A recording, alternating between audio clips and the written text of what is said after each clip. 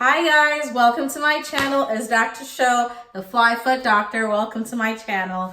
If you have not subscribed, please hit the subscribe button at the bottom of the screen. Also hit the notification bell so that if I post anything, you'll be sure to get an alert and you'll be alerted that I posted something. Anyways, I hope you guys had a great day today. It's Tuesday. I'm back home from work. It is 5:45. And I actually got to pick the kids up today. So this is surely, truly a miracle. Anyways, hold on. I'll be right back. I need to fix something. Okay. All right. Well, till I set up a little space where I'm going to be talking, this is going to be a little studio setup. All of the lights in my bathroom is on or are on. So I'm hoping that you can have a clear visual of me. I should probably take this off. It's too much information. Anyway, so today, like we talked about in the description, we're going to be talking about pregnancy in residency. Okay, so I'll start from the beginning. My husband and I we've been married for a while, but we had our official wedding in 2014. This was in May of 2014. So I graduated, of course, in June, or finished school in June, podiatry school. But we had we had our wedding the Saturday before graduation. So that was pretty fun. So I got married in Chicago, one of the Chicago suburbs, flew back to Philadelphia, graduated before we went on our honeymoon. It was a crazy time. But anyways, I knew that residency, of course, was going to be 3 years. I had already matched at my residency program here in Houston. And so I knew it was going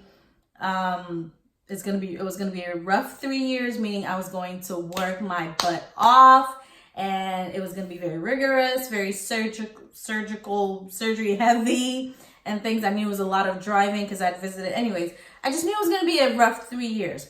Now, keep in mind, I am a newly wedded woman, and kids have always been in my horizon.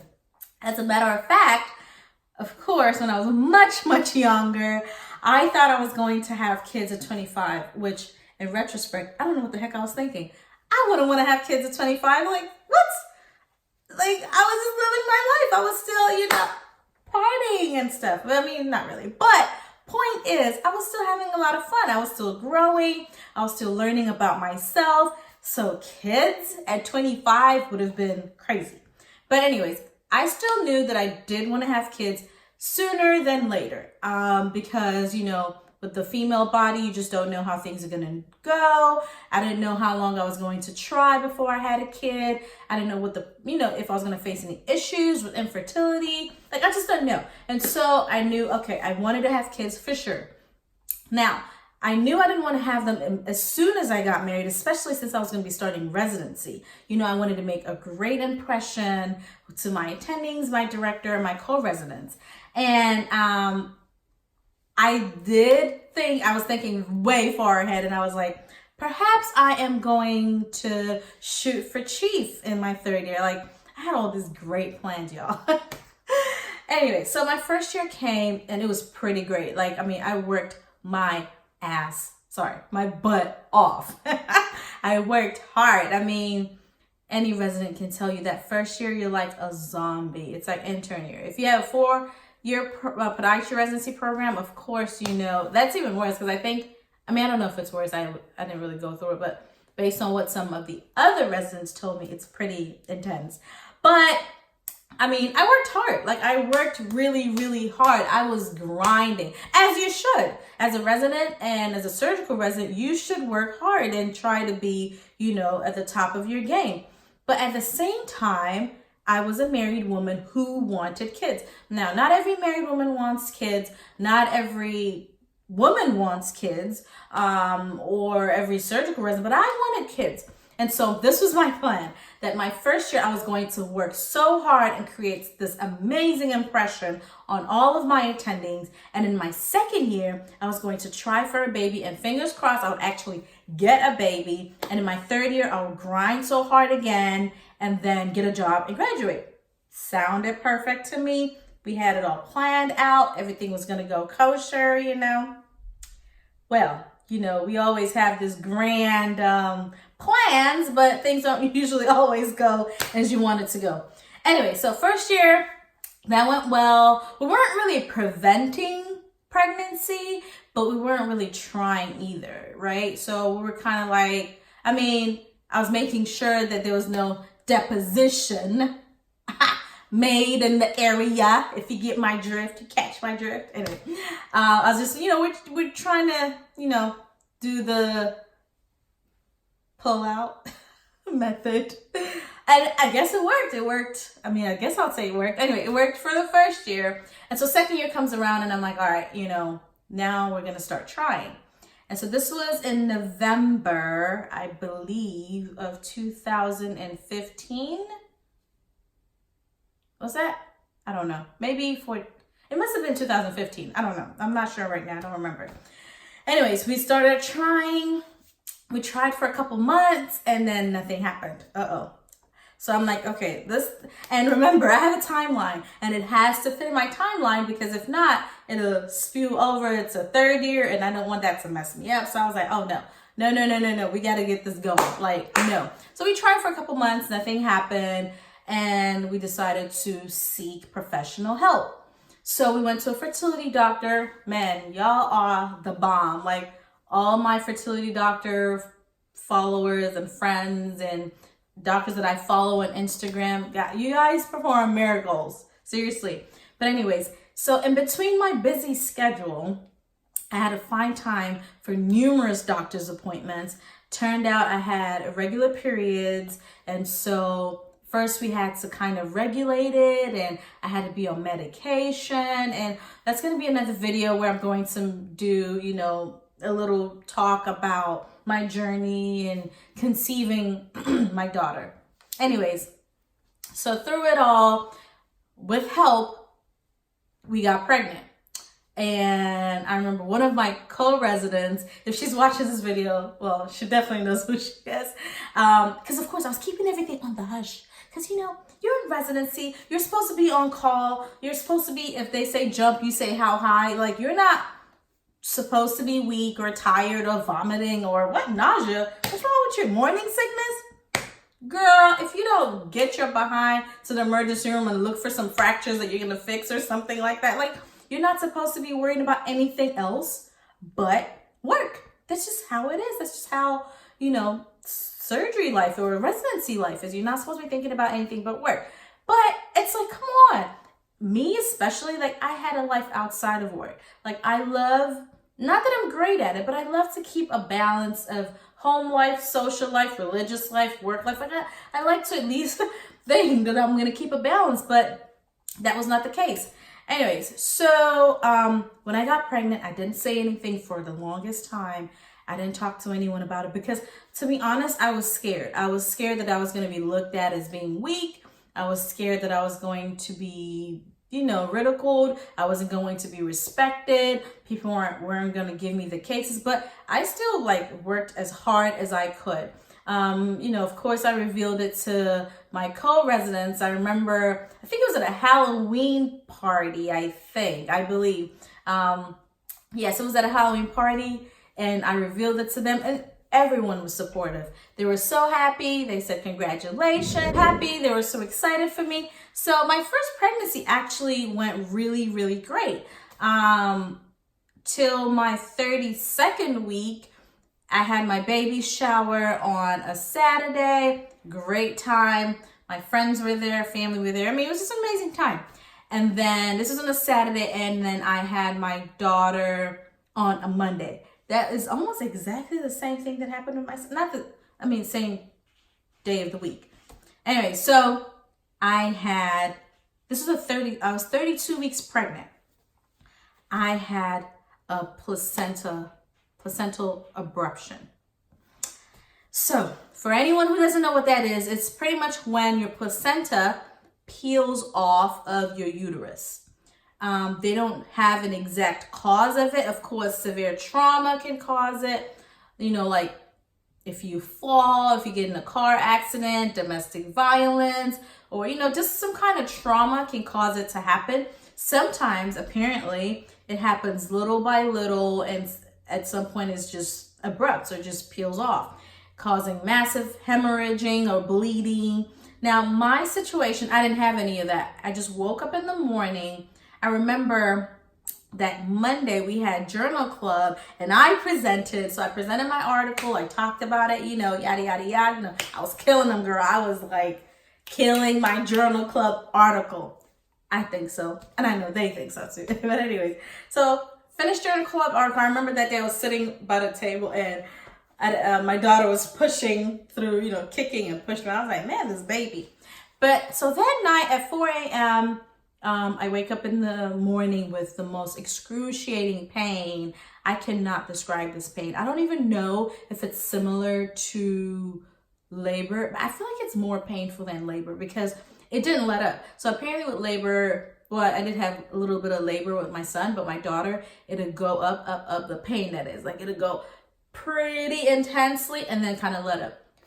With this, no, it would not let up. So anyways, after throwing up, feeling like I needed to, do number 2, clearly I was like, okay, something's wrong. Let's just go to the hospital. And I'd rather they tell me that there was nothing wrong and send me home because this pain, I just couldn't bear it anymore. I was doing all of the Lamar's technique or what, it was not working. Anyway, we go to the hospital and, they're like, okay, the heart rate's kind of going down. I told them again, I needed to do number 2 and they let me. It was a new nurse, so I guess I'll give her the benefit of doubt, but still, she shouldn't have let me because what if, she was really coming out and I just pushed her into the toilets. Oh, anyways, that didn't happen. So, now they take me, of course, they rush me upstairs, put all these monitors on me, and I'm looking at her heart rate and it was dropping right before my eyes, y'all. Her heart rate dropped down to 30. And I could see my belly contracting. Like I could see, it was pretty bad. Anyways, in all of 30 minutes of me getting to the hospital, they consented me. They were like, look, the baby's in distress. We have to take you to an emergency C-section. So I am signing papers as I am being rolled to the operating room. I wanted to check something. Okay, it's good. As I am being rolled to the operating room, it was so scary. I was crying. My poor husband was just outside, didn't know what the heck was going on. I was just like praying and believe you me, thinking about my life, my work, like what am I gonna do? Like at no point did I stop thinking about work, which is kind of, I don't know. I don't know if that's, I don't know what to call that. If it's some kind of champion spirit, I don't know. Like I shouldn't be thinking about work. I should not, but I'm thinking, oh my gosh, I'm gonna have surgery now. When am I gonna get back to work? Anyways, long story short, she came out. She had CPR for about 5 minutes because she was blue. I was worried that she was gonna have cerebral palsy or something, but thankfully she's the smartest little 3-year-old I know. Now, anyways, C-section. She's in the hospital for 33 days. Maybe I'll make a video if I can remember all the details now. Anyway, she's in the hospital in the NICU for 33 days. So I get sent home. Well, in 2 weeks, exactly 2 weeks, I scrubbed in for a case. Now, in retrospect, if I think about that, I'm not exactly sure why I did that. To be honest, I take it back. I do know why. I was trying to prove to everyone and to myself that I could do it. That just because I went through this major surgery doesn't mean I'm a weak resident, doesn't mean that there's something wrong with me now and that I couldn't pull my weight as well as other counterparts. Of course, when it did come up that I was pregnant beforehand, I remember my chief and I were talking and he was like, well, I just need to know what your plans are. How long do you plan on taking off? Because we need to cover, we need to cover for you and blah, blah, blah, which is very fair because, when one person is out, it kind of leaves a little dent in the system or a void in the system that has to be filled out. So that was, all legit. And so now I'm thinking, well, I'll show them. I'm not going to leave a void. I just got a C-section 2 weeks ago. I can go back. And yes, I could do it. But after that first case, I remember my attending was like, oh, you're pregnant, you know, how's your baby? And I'm telling him like, oh yeah, I had her 2 weeks ago. And he was just like, what? What are you doing here? He's like, go home, go home. And I convinced him that I was fine. But after I went home, I was like, I am not fine. You know, there is always this innate feeling or pressure to, as a woman maybe, or as a female resident, to be strong, to show that you're strong. Never show weakness. You always have to be, you know, like, no. Anyways, that all went away, or, you know, passed by. I made it through. Ha! Would you know? Oh, I tried it. I got pregnant again in my third year. Remember when I talked about that little perfect little scenario of mine and perfect little plan that I had and not being pregnant again? Well, I like to say I don't know what happened, but my friends are like, you do know how people get pregnant, right? Duh, yes I do. So in my defense, and I will continue to defend this, remember I said it took a while for us to conceive my daughter. So I didn't think that it was going to be as easy to conceive again. So we're just not as careful as we were, or as we should have been. Yeah, we were quite careless, clearly. But anyways, so I turned pregnant. I didn't know till I was 6 weeks gone. And the only reason I knew was because I was nauseous. So with my daughter, I didn't really have a lot of nausea. I mean, I had a little bit, but it was manageable. I'll eat super spicy food. I'll eat a lot of ginger candy, ginger tea, everything ginger. And I was fine. I was good. Like my first pregnancy, I was great. I was moving patients. I was lifting. I was doing all kinds of stuff. Like I didn't feel like I was pregnant. With my second, so I was extremely nauseous. So I'm like, what's going on? Why am I so nauseous? Out of curiosity, not because I thought I was pregnant. Believe you me, not because I thought I was pregnant. I just like, you know what? Let me rule it out. At least I know if I'm not pregnant, or that I'm not pregnant, is definitely something else. So I go to the hospital's lab and I get one of their HCG strip thingies. And I call my residency BFF. I'm like, hey, come with me. And of course, you know, pee on the stick. And I was so scared. I wouldn't even look at it. And she looked at it, and I opened my eyes and I looked at her, and God forgive me, but my heart sunk. Like you could tell, because she knew I didn't want to be pregnant. She knew I probably shouldn't be pregnant, but there it was, 2 strips. I took it 3 times and I was still in denial. I went over till I went to see my OB. So I went to see my OB and they did a blood test, and I mean, there's no denying that now. To be honest, I was pretty devastated. I was just really sad and thinking, I just got pregnant. I just had a baby, and it was super hard with my first because she was in the NICU for 33 days. And shortly after that, I remember I was on call. I was on call while she was in the NICU, and I'm kind of getting emotional talking about it because it was really hard. You know, you have to finish rounding and all your cases and dictations and everything, and I was pumping because my daughter was in the NICU, and they said, I asked them, how do I get her out of here as soon as possible? And they said, all we need is your breast milk. Baby, I became a breast milk Nazi. I would pump every 3 hours. 2 o'clock, 5 o'clock, 8 o'clock, 11 o'clock. Those were my times. I would wake up in the middle of the night to pump. I had an alarm set up. I would pump like clockwork. 2 o'clock, I'll get up, pump for 30 minutes, go to sleep. 5 o'clock, I'm up again, pumping. So I had so much milk. her little section in the NICU was like stacked, and they were like, "Oh, I think we're okay now. We don't need it anymore." So I said, "All right." I started building my stash at home, waiting for her to come home. So it was really tough because you're trying to be there for your baby, but you're still trying to be a good resident and impress everyone. It was mentally, physically exhausting.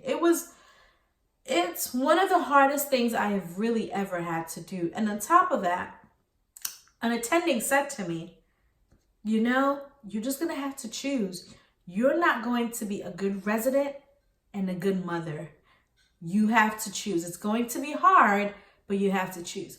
Now, I would like to think that attending meant that in the best way possible, because they are also a parent. And they mean well and probably just didn't want me to beat myself up. But in that mindset that I was, it broke me down further.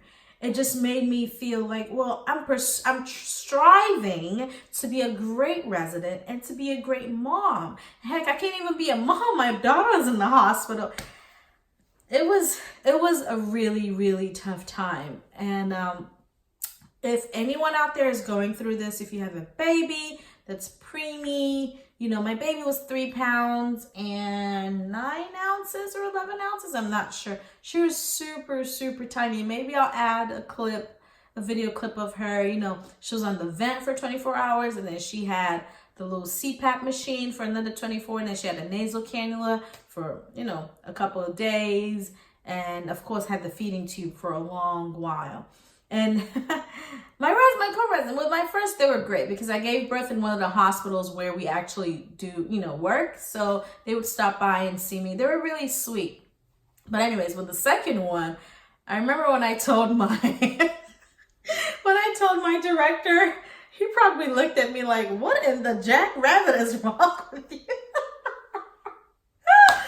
He was like, "Okay." Trying so hard not to show his disappointment. Because you have to remember, this was my 3rd year. I was gunning for chief. Well, I took that dream and I threw it in the trash. Because I have truly believed, as a resident and a mom already of a little baby, my daughter was 6 months old when I conceived my son. There was no way. I wouldn't do it. What? I didn't even think of, that was not my priority anymore. Being chief, and I was like, no, I just had to focus now and have a healthy baby, because I'd be damned if I had another baby that was going to be in the NICU. I just couldn't handle it. Anyways, I had some comments, I had till today. Whenever I go to that hospital, there is one attending that would, each time you'd see me, but, "Oh, are you pregnant again?"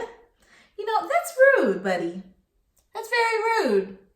I mean, I couldn't say anything. I was the resident, he was the attending, but I'd just be like, "No, I'm not pregnant again." I mean, a couple people will make some comments like that, and that was just, it's disrespectful. Just shush it. Shut your mouth.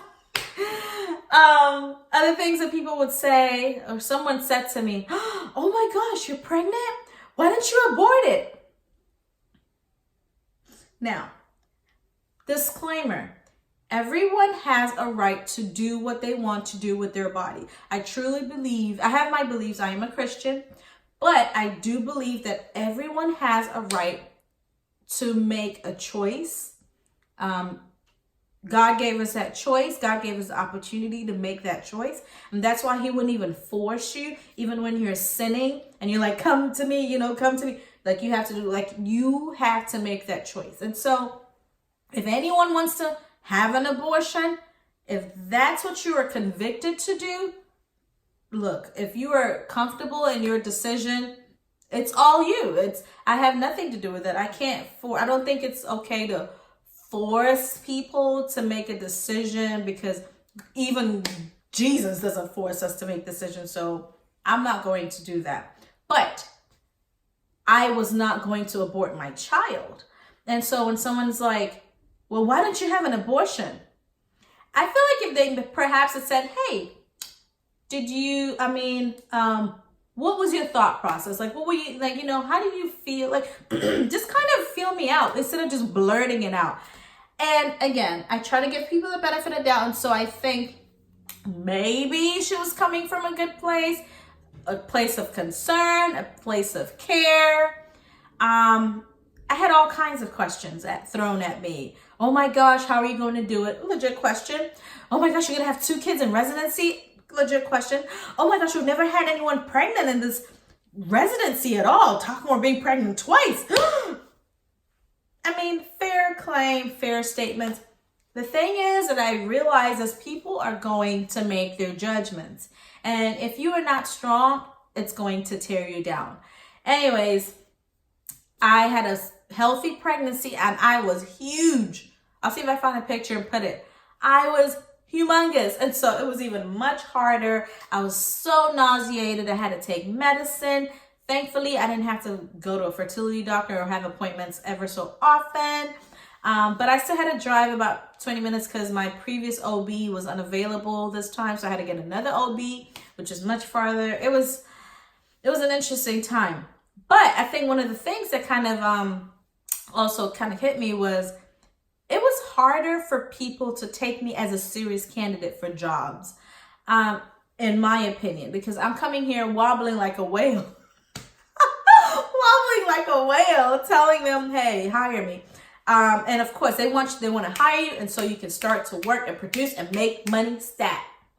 Anybody trying to have you to sit here and be a liability? A family member told me that. He's like, well, if I had a business, I probably wouldn't hire a pregnant woman. Bruh. Really? But you know what? I had to face the truth. That was the truth. Because I have friends who were pregnant during interviews for residency who did not reveal their pregnancy because of the fear of being stigmatized. I had friends who will tie that belly for as long as possible before revealing that they were pregnant. There is a stigma, which I don't know how we're going to figure that out. I mean, I don't know if there's a solution to it, but just because you're a mom doesn't mean that you can't be a great student, doesn't mean you can't be a great resident, doesn't mean that you cannot be a great doctor, lawyer, dishwasher, whatever. Pregnancy is not a disease, people. I need everyone to get that. Because a woman has the ability to be pregnant doesn't mean that they're not going to work just as hard. Matter of fact, we work, if not twice as hard, because we have a point to prove, right? I mean, there are people who are pregnant. There was an article that came out.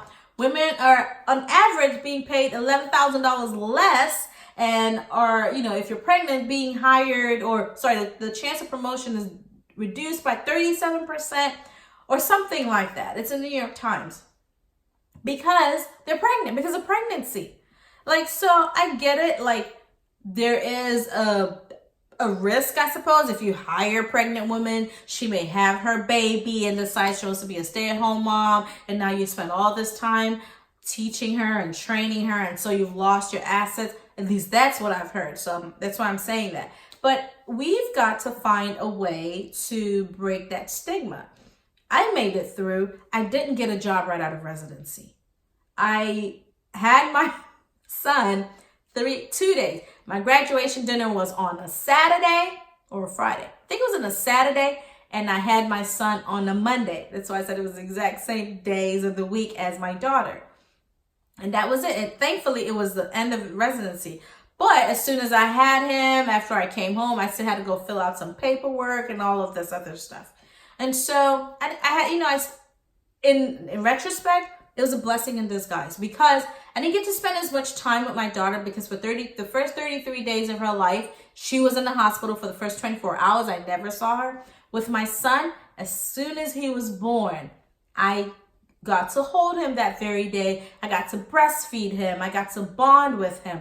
I didn't find out his gender until he was born. So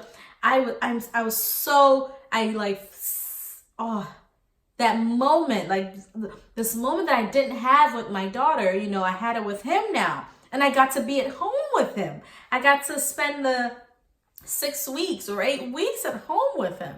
Of course, after a while, I was ready to go to work and do something and leave the house, but I got that time with him. And so, I got a job, part-time gig with another doctor. It was just kind of working locums here and there, and slowly got busier and built and built and built. And now I have my own practice. This is something I would have never thought to do if I got a job right out of residency, because I just never thought I was a business person or a business owner or had the business owner mentality. But through circumstances that has brought me to this point, my husband and I decided to open the practice, and we're still running it now. So all in all, my final words are these. There's no perfect time to have a baby.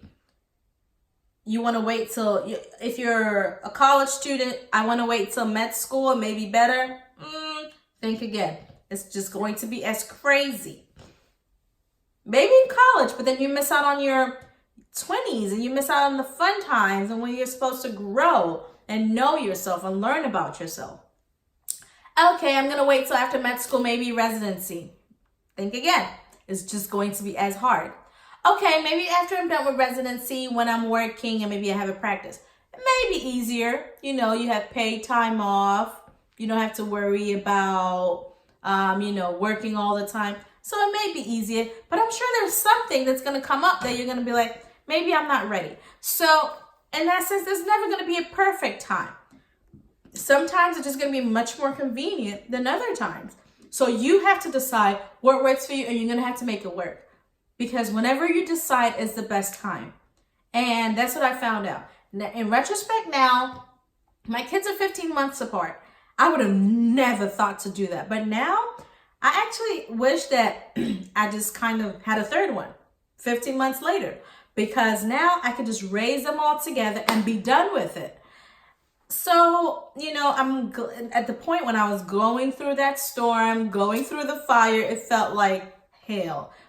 Heavy and pregnant and being a resident and running up and down looking for jobs and crying because I didn't get employed. I would sit in my car and just cry. Why doesn't God like me? I'm a very good resident. I'm very smart. I know my stuff. I'm good surgically. What's going on?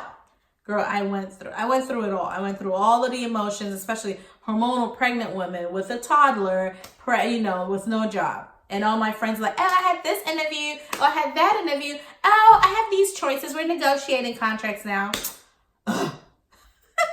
Maybe I was a little bitter or jealous. I don't know. But I was going through it. But anyways, whatever you decide, just have a plan and a backup plan. Also, I had support. I had my grandma move in with me, and she took care of my daughter. If she was not here, I would not be able to do it. So I think the fact that I was able to do it was because I had great support. My husband and my grandma were Mr. and Mrs. Mom. Like, they were there all the time. All I just needed to be was the cow. I would just pump and pump and pump and give it to them. And I was able to study and, research and do all the things that I needed to do as a resident because I had help. So if you decide to do it at a busy point in your life, plan to have a support system. Plan to have solid support systems that you can trust. So that if you have to get up at midnight and leave the house because you're on call, someone's going to be there watching your daughter or your son and is going to have your best interest at heart and is going to be able to take care of you if you're gone for days. So anyways, thank you for sticking with me. Again, if you have not subscribed, please hit the subscribe button at the bottom, hit the notification bell, and share this with your friends and family. You never know who may be fiddling with that decision of if and when to have a baby. The ultimate decision is yours, but it's not going to be easy. There's never an easy time to do it, but you can do it. You've gotten this far. Don't worry. It's like a diamond. It goes through the fire, and it feels like the worst time in your life, but you come out sparkling, baby. All right, you can do it. Any questions or comments, leave them below, please. All right.